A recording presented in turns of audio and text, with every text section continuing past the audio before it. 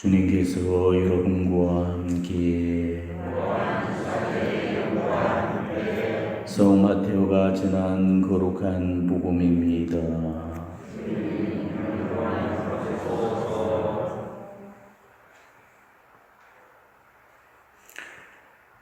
그때 예루살렘에서 온 바리사이들과 율법학자들이 예수님께 다가와 말하였다. 어째서 선생님의 제자들은 조상들의 전통을 어깁니까? 그들은 음식을 먹을 때 손을 씻지 않습니다.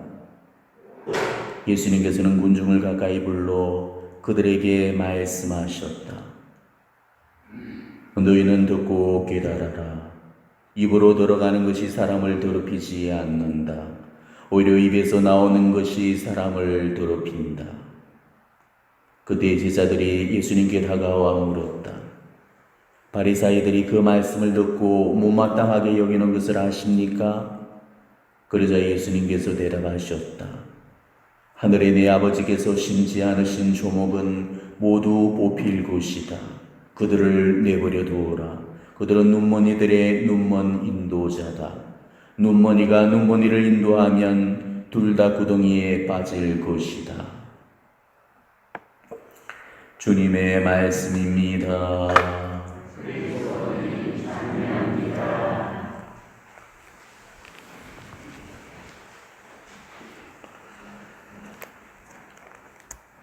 바울은 성모 마리아의 달이라고 할 만큼 그 마리아의 사도 축일들이 죽을 줄을 잇고 있습니다.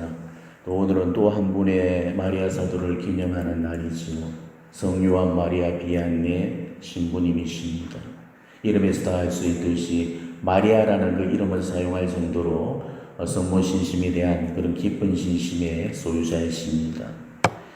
어릴 때 어머니가 쥐어주었던 그 목각 성모상을 죽을 때까지 곁에 두고 모셨다고 전해지고 있죠. 그 성모상을 늘 옆에 놓고 기도를 드렸고 또 성모상이 있어야만이 편안히 잠을 잘 수 있을 정도였습니다. 비안의 신부님은 성모님을 당신의 연인으로 생각을 했고 성모님을 놓고 이런 말씀을 하셨습니다. 성모님은 나의 첫사랑입니다. 나는 그분을 알기도 전에 이미 그분을 사랑했습니다. 도대체 이 말씀을 이해할 사람이 과연 우리 중에 몇이나 되겠습니까? 보고 있어도 보고 싶다는 말하고요. 알기도 전에 이미 사랑했다는 그 소리는 다 뻥인 줄 알겠지만은 그 말은 절대 빈말이 아닙니다. 정말 사랑하면 보고 있어도 보고 싶어지고 또 알기도 전에 이미 사랑했다는 고백이 나오는 거죠. 우리 성인 성녀들의 일기장에는 이런 고백들이 자주 표현되고 있습니다. 성 막시밀리아노 마리아 꼴베 신부님도 자신이 태어나기 전서부터 성모님을 사랑했다는 그런 고백을 하고 있죠. 남들이 들으면은 정신병자 같은 소리겠지만은 진짜 사랑하게 되면은 시공을 초월하는 그런 사랑이 가능하기 때문입니다.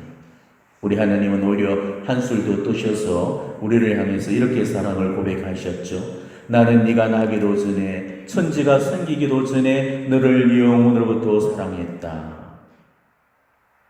내일 독서다보 가보십시오. 하나님께서 예레미야를 통해서 어떻게 말씀하셨는지 나는 너를 영원한 사랑으로 사랑하였다. 이렇게 말씀해 주셨습니다. 도대체 우리를 얼마나 사랑하셨으면 이런 고백을 다 하실 수 있으셨겠습니까? 우리로서는 그만큼 사랑을 못 해봤기 때문에 절대 이 말씀을 이해하지 못할 겁니다. 하지만 비안네 신부님이라면은 이런 사랑을 이미 하고 있었기 때문에 하나님이 이 사랑의 고백을 누구보다도 더 잘 이해하고 계셨을 겁니다. 신부님은 그 바쁜 사무일정 속에서도 잠깐 주어지는 시간마다 묵주기도를 드렸죠. 성당 마당을 산책하면서 더없이 행복한 얼굴로 묵주를 돌리는 모습에서 신자들이 감동을 받고 스스로 묵주를 잡기 시작을 했습니다. 신부님은 신자들을 보면은 항상 첫마디가 묵주가 있느냐고 물으셨고 또 묵주가 없다고 말하면은 자기 옷에서 묵주를 꺼내주고는 하셨습니다. 그리고는 언제나 성모님을 사랑하라고 가르쳤고 묵주기도를 열심히 바치도록 신자들을 성모님께로 이끌어줬습니다. 비안네 신부님은 잘 아시다시피 본당 사제들의 수호자로 공경받고 계시죠. 왜냐면은 본당 사제들이 정말 닮아야 될 귀감이 되는 분이시기 때문입니다. 이 신부님 신심의 바탕에는 성모님과 성체가 늘 함께 계셨습니다. 신부님은 언제나 성모님과 함께하는 그 사목을 수행을 하셨고 성체를 향한 신심이 누구보다도 뜨겁고 남달랐죠. 신자들에게 늘 자상하게 대해주셨는데 이런 신부님의 온유함도 바로 성모신심과 성체신심을 통해서 흘러나왔던 힘이었습니다. 고해소에서 집을 짓고 살다시피 할 만큼 하루에 15시간씩을 고해성사를 베풀었고 정말 녹초가 되어서 밤늦게 돌아와서도 꼭 감실 앞에 나와서 묵주기도를 바치셨고 성체의 예수님을 관상하면서 오래도록 머무르곤 하셨습니다. 이게 신부님 활동의 원천이었습니다. 그리고 또 새벽이면 어김없이 일어나서 미사를 집전을 하시게 되죠. 그리고 이 신부님의 미사는 너무나도 경건하고 거룩해서 이 신부님의 미사를 보는 것만으로도 냉담한 신자들이 감동을 받고 회개가 일어날 정도였다고 합니다. 그리고 미사가 끝난 후에는 또다시 밀려드는 고해자들을 맞이하기 위해서 고해소로 들어가셔야만 했고 매일 고해소에서 기본 12시간에서 15시간 심지어는 19시간까지 이렇게 계실 때도 있었다고 그럽니다. 신부님은 머리가 그다지 좋으신 분이 아니셨습니다. 아니 아주 안 좋았습니다. 천부적인 둔재라고 할 정도로 공부를 못하셨죠. 근데 그런 분이 훗날에는 천재적인 성인이 되셨습니다. 신학교에 입학하는 과정에서 그리고 신학교 학기 중에서도 여러 가지 공부로 인해서 어려움이 많았죠. 신학 공부를 너무 못하니까 특히 라틴어가 안 되니까 수차례나 퇴학을 종용당했습니다. 그렇지만은 비록 머리는 나빴지만은 사제직이 갖춰야 될 그 덕목에서 이 신심과 성품을 인정을 받아서 결국 사제로 서품을 받게 되었죠. 그렇지만 사제가 되긴 했지만은 교회에서는 크게 주목을 받지 못하던 그런 사제였습니다. 그래서 교구는 이 신부님을 2년간 보좌 생활로 지내게 하시고 그리고 시골 성당인 아르스 본당 아주 작은 촌의 그런 신부로 발령을 내었습니다. 아르스 성당은 신자가 고작 230명밖에 되지 않았던 그 당시로서는 아주 작은 시골 성당이었습니다. 그렇지만 그 본당은 문제가 너무 많은 본당이었죠. 이 아르스 본당 신자들은 이미 교구도 제껴놓을 만큼 그렇게 소문이 안 좋았습니다. 신자들은 신앙에 무관심했고 세속적인 쾌락에 젖어 있었고 미사 참여하는 신자들도 거의 없었습니다. 교구는 이 무능하고 머리 나쁜 신부한테 이런 교구의 골칫덩어리 본당을 맡겼던 거죠. 어차피 신심도 없고 문제 많은 본당이니까 무능한 사제가 가더라도 상관없을 거라고 그렇게 생각을 해버렸던 것입니다. 당시에 그 총대리 신부가 내렸던 임명장에 적혀있는 내용만 보더라도 그 상황을 짐작해 볼 수가 있습니다. 이렇게 총대리 신부가 적고 있습니다. 비안네 신부님을 아르스의 본당 신부에 임명합니다. 아르스는 사랑이 부족한 곳이니 신부님의 사랑을 그들과 함께 나누시기를 빕니다. 그리고 신부님은 아르스의 본당 신부로 부임하신 이후로 평생 죽을 때까지 그곳에서 42년간을 사모를 하셨습니다. 아르스에 부임한 이후로 아르스를 떠난 적이 단 3번뿐이었죠. 그것도 잠시 수도원을 다녀오기 위해서였습니다. 그 이후로는 아르스를 떠나본 적이 없으셨습니다. 처음에 아르스에 도착한 신부님은 도대체 사목을 어떻게 어디서부터 시작해야 될지 참으로 난감했습니다. 성당은 다 쓰러져 가고 있었고 신자들은 오랫동안 냉담한 채로 그렇게 무관심하게 지내고 있었고 또 미사에 나오는 신자들이 거의 없어서 좌석이 텅 비어 있었습니다. 그 모습에 신부님은 실망하지 않았고 오히려 한결같은 마음으로 사목에 임하셨죠. 신앙 공동체를 재건하는 것은 사제의 삶에 달려있다는 것을 믿으면서 신부님 스스로가 보신걷기의 삶을 선택을 하시게 됩니다. 그래서 수년 동안 감자만 먹으면서 금욕적인 생활에 몰두를 했죠. 그리고 마을 사람들을 위해서 기도와 속죄와 참회를 끊임없이 이어나가셨습니다. 그렇지만은 그럼에도 불구하고 사람들로부터 많은 오해를 쌓고 여기서 많은 모함도 받아야만 했습니다. 신자들은 처음에 신부님을 봤을 때 무식한 신부라고 생각을 하고 무시를 해버렸죠. 신자들로부터도 비웃음을 쌓고 사제들의 시선도 곱지 못했습니다. 워낙 많은 모함과 비난을 받았는데 그 사례를 일일이 소개하기가 힘들 정도입니다. 이런 예가 있죠. 신부님 얼굴이 너무 창백하고 광대뼈가 튀어나오고 야위었는데 그는 일상적으로 행했던 그 단식과 고심걷기로 인한 거였죠. 거의 먹지를 않았고 누적된 피로가 쌓여 있어서 살이 쏙 빠질 수밖에 없었던 겁니다. 그렇지만은 악의적인 모함을 찾는 사람들은 신부님이 그 쇠꼬리이기 때문에 너무 여자를 밝혀서 그렇게 피골이 상접되었다는 그런 소문을 내고 다니기도 했습니다. 사제들로부터도 악의적인 비난이 쏟아져 나왔죠. 동료 사제들은 그런 신부님의 열정적인 사목을 보면서 근거 없이 시기 질투를 하면서 비난을 가했습니다. 무식할 정도로 광신자적이라는 둥, 고심걷기가 너무 과하다는 둥, 신앙의 신심에 문제가 있다는 둥, 별의별 소리를 다 만들어내면서 신부님을 공격을 했습니다. 그렇지만은 신부님의 성덕을 알아봤던 주변인만큼은 저 신부만큼이나 모두가 미쳤으면 좋겠다 이러면서 신부님을 옹호해 줬다고 그럽니다. 신부님의 삶은 늘 한결같고 진실되었습니다. 신부님의 모습은 늘 변함이라고는 없었죠. 신자가 있으나 없으나 그 열정적인 설교를 했고 그리고 상담을 원하는 신자들을 따뜻하게 만나줬고 신자들을 사랑하면서 늘 애정으로 대해줬습니다. 성모일도와 기도 시간에 성전에서 열렬히 기도하는 모습 그리고 늘 기도하고 고행하고 그 짧은 식사 시간을 제외하고는 새벽 4시부터 하루 15시간 이상을 그 숨막히는 고해소에서 지내는 그런 신부님의 진실된 모습에서 이 마을 사람들도 차츰 감동을 받고 변해가기 시작을 했죠. 신부님은 열정적으로 강론을 했습니다. 그리고 그 강론은 아주 직선적이었다고 합니다. 신자들의 영혼을 꿰찌르는 그런 강론을 했고 이 신부님의 강론을 듣고서는 고해성사를 보지 않을 수 없었다고 합니다. 아르세의 냉담한 신자들은 신부님의 강론과 고해성사를 통해서 회개를 하고 다시 교회로 돌아올 수 있었습니다. 그리고 그 소문은 이웃 마을들로 번져나갔죠. 점점 그 신부님의 명성을 듣고 많은 신자들이 찾아들기 시작을 했습니다. 그리고 어느새 아르세는 프랑스 전역의 신자들로 발 디딜 틈이 없을 정도로 북새통을 이루었다고 합니다. 신부님은 사탄 마귀의 공격을 엄청나게 많이 받으셨습니다. 사탄은 늘 신부님께 나타나서 괴롭혔죠. 때로는 신부님을 두들겨 패기도 했고 또 잠자고 있는 침대에다가 불을 지르기도 했습니다. 신부님의 그 잠자리를 어지럽혀서 잠을 자지 못하도록 방해도 했고 때로는 영의 식대를 하지 못할 만큼 교묘하게 찾아와서 또 신부님을 헷갈리게 만들고 괴롭히기도 했습니다.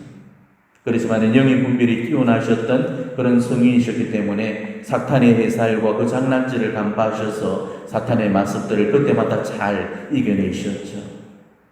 저는 신부님 자신이 사탄의 공격을 극심하게 받으셨던 탓에 신부님은 늘 사탄과 지옥의 무서움을 강론하셨습니다. 그리고 신자들은 그런 신부님의 사탄과 지옥을 피하라는 설교를 듣고 무숨에 들면서 고해를 보고 회개를 했다고 그럽니다.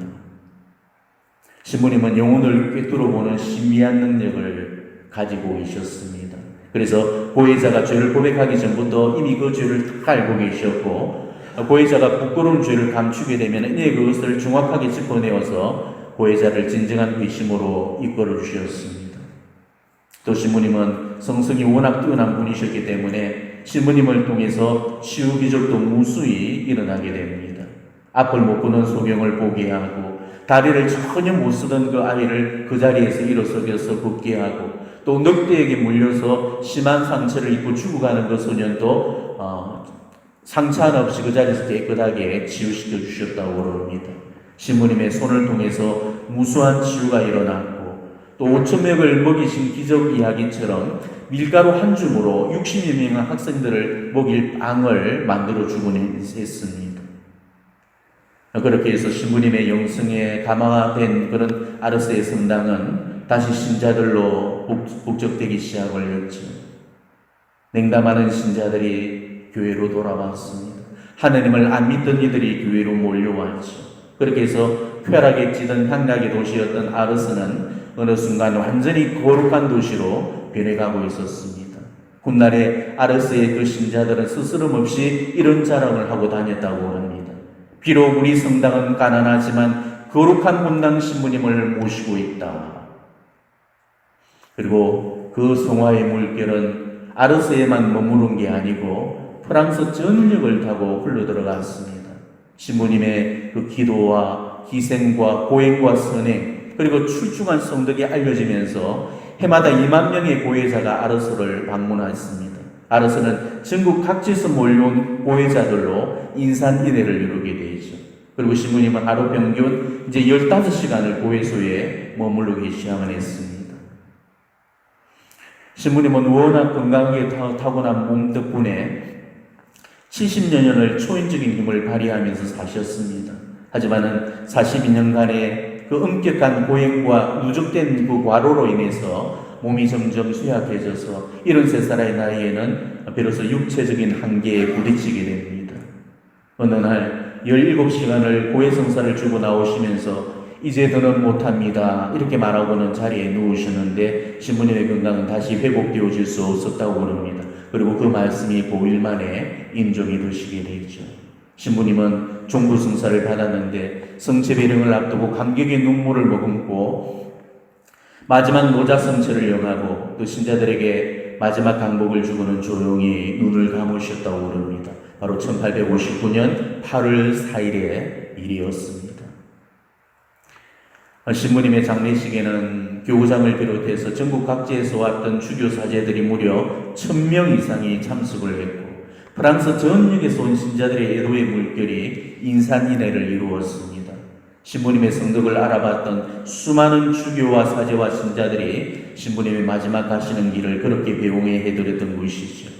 그리고 오늘날도 매년 45만 명 이상의 순례자들이 신부님의 거룩한 삶을 기념하기 위해서 지금 아르스로 몰려오고 있고, 아르스는 지금 2세기 금세기의 가장 위대한 그런 성지가 되어 있습니다. 그래서 우리 교회도 이 본당 사제들이 본받아야 될 그런 기감으로 신부님을 본당 사제들의 수호 승인으로 선포를 하고 있는 것입니다. 비아네 신부님은 신앙이 죽어버린 아르스 마을을 신심의 고장으로 만들어 놨고 또 프랑스 전역을 회심시키면서 하느님을 떠난 그런 프랑스인들을 하느님께로 되돌려 놓았습니다. 얼마나 많은 영혼들을 구원했는지 그 숫자를 헤아릴 수 없을 정도였다고 합니다. 그로 인해서 늘 사탄의 공격과 방해를 극심하게 받기도 했죠. 그런데 어느 날이었습니다. 그날도 사탄의 손아귀에 있던 수많은 영혼들을 우리 주님께로 이끌었는데 화가 치밀어 오랐던 그 사탄이 극도의 분노를 품고 비아네 신부님 앞에 나타나서는 다음과 같은 비밀을 털어놓았다고 합니다. 너 같은 인간이 만일 프랑스에 2명만 더 있었더라도 나는 이 땅에 발도 들어놓지 못했을 것이다. 그렇지만 프랑스에는 비아네 신부님을 도와줄 2분의 성인이 모자랐습니다. 그래서 오늘날 우리 교회의 맞다리라고 불리던 이 가톨릭 신앙의 중심지 프랑스가 엄청난 배교와 타락으로 지금 멸망을 향해서 가고 있는 것이죠. 만일 비아네 신부님을 도와서 2분의 성인만 더 있었더라면 프랑스는 지금쯤 구원받은 나라가 되어 있었을 겁니다. 한 사람의 기도와 희생이 얼마나 위대한가를 우리는 다시 한번 아르스의 신부님을 통해서 확인해 볼 수가 있죠. 비아네 신부님을 보면서 성인 한 분이 대통령 한 사람보다도 자기 나라를 위해서 더 많은 일을 할 수 있다는 사실을 알 수가 있습니다. 때문에 이 시대는 영웅적인 그런 영도력을 지닌 지도자보다도 성인을 더 필요로 하는 시대가 된 것입니다. 우리도 지금 이 마지막 시대에 성인이 되고자 하는 그 노력을 결코 포기해서는 안 됩니다. 자신의 삶을 온전히 주님을 위해서 바치면서 이웃을 위해서 자기 자신을 온전히 내어주는 그런 성인들이 필요한 것입니다. 꼭 시성식을 통해서만 성인이 되는 것은 아니죠. 천국에는 교회의 시성식을 거쳐서 성인품에 오른 분들보다는 성덕이 알려지지 않은 그런 성인들이 훨씬 더 많이 계십니다. 자, 그렇다면 우리도 성인이 될 수 있다는 거죠. 멸망을 향해서 가는 사람들한테 영혼을 구령하겠다는 일념으로 내가 바칠 수 있는 희생과 보속을 치르면서 산다면 나로 인해서 무수히 많은 이들이 회심을 하고 교회로 돌아오게 될 것입니다. 그런 역할을 할 수 있는 사람이라면 충분히 성인이 되어질 그런 자격이 있을 겁니다. 오늘 비안내 신부님의 성덕을 본받기로 마음을 한번 굳혀보시고 그리고 신부님께 필요한 덕을 증거로 청해 보시기를 바랍니다. 아멘.